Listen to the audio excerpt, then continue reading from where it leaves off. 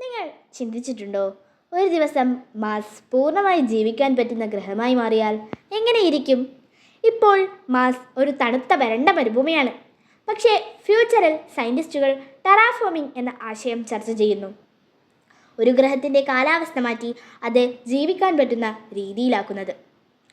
Imagine ചെയ്യൂ, മാർസിൽ വലിയ mirror സ്പേസിൽ വെച്ച് സൂര്യപ്രകാശം കൂടുതൽ റിഫ്ലക്റ്റ് ചെയ്യുന്നു. പോളാർ ഐസ് മെൽറ്റ് ചെയ്യും. കാർബൺ ഡയോക്സൈഡ് റിലീസ് ചെയ്ത് അറ്റ്മോസ്ഫിയർ തിക്കാക്കും. അപ്പോൾ സ്ലോലി ടെമ്പറേച്ചർ ഉയരും. വാട്ടർ ലിക്വിഡായി നിലനിൽക്കും. ക്ലൗഡ്സ് രൂപപ്പെടും. മഴ പെയ്യും. ചുവന്ന ഗ്രഹം ഗ്രാജ്വലി പച്ച നിറത്തിലേക്ക് മാറും.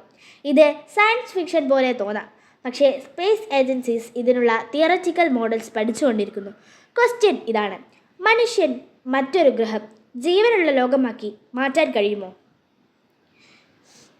യൂണിവേഴ്സിൽ നമുക്ക് മാത്രം ജീവിക്കാനാകുമോ? അല്ലെങ്കിൽ നാം തന്നെ പുതിയ ലോകങ്ങൾ സൃഷ്ടിക്കുമോ? കൂടുതൽ സ്പേസ് ആൻഡ് സയൻസ് ഫിക്ഷൻ കണ്ടന്റുകൾക്കായി ഫോളോ ചെയ്യൂ.